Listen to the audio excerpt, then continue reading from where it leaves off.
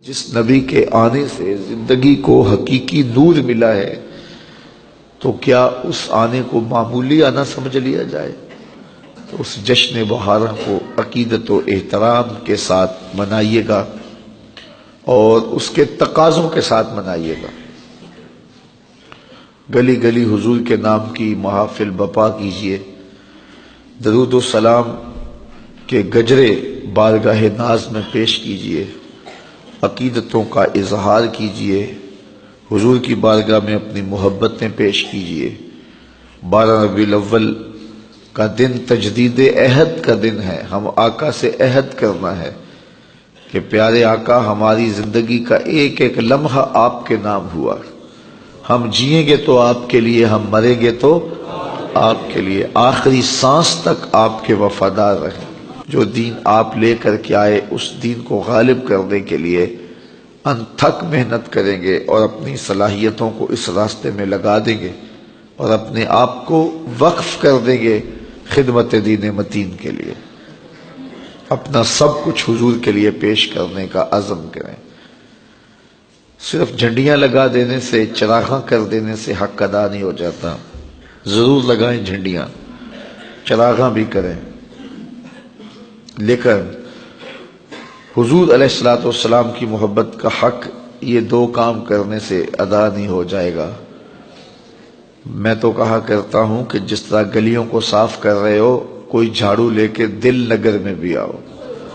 حسد، حقد، کینے، بغض، نفرت کتنے کتنے ڈھیر پڑے ہوئے ہیں دل کی گلیوں میں۔ آؤ کوئی جھاڑو لے کر کے ذرا دل کو بھی صاف کرو۔ بازاروں میں جھنڈیاں لگانے والوں، دل کے ایک ایک پرت پہ نام محمد کی جھنڈی بھی لگاؤ۔ چھتوں پہ چراغاں کرنے والوں، دل کی گلیوں میں کہیں اندھیرا نہ رہ جائے۔ تو آؤ دل کو صاف کرو، جھنڈیاں بھی لگاؤ، چراغاں بھی کرو، پھر مصطفیٰ پہ درود پڑھو۔ یاری لا تو پاک نبی سنگ، اے پر پوری یاری، پھر درود قبول ہے تیرا لاکھ نالو ایک باری۔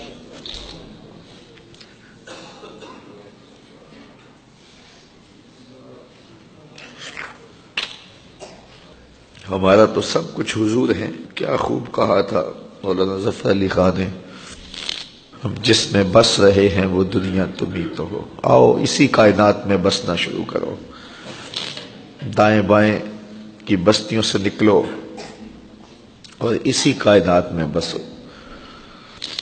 اور اپنی زندگی کو حضور کے نام لگا دو۔ اتنا پیارا موسم اور ایسے گزر جائے، کیوں گزرے ایسے؟ اس موسم میں برستے ہوئے انوار کو اپنے اندر جذب کرو، اپنے باطن کو روشن کرو اور انوار ولادت سے اپنے اندر کے اندھیرے مٹانے کی کوشش کرو۔ گلی گلی حضور علیہ السلام کے ذکر کی خوشبو پھیلے، نگر نگر حضور کے پیار کی مہک ہو اور امت حضور علیہ السلام کی الفت، محبت اور پیار کے سانچے میں اس طرح ڈھلے کہ ان کا ظاہر باطن کا نقشہ حضور کی سنت کی مطابقت میں ہو۔ میرے استاد فرمایا کرتے تھے، یہ نہ ہو کہ لوگ تمہیں پوچھیں تم کون ہوتے ہو اور تمہیں بتانا پڑے کہ ہم مسلمان ہوتے ہیں، یہ دیکھو مذہب کے خانے میں اسلام لکھا ہوا ہے۔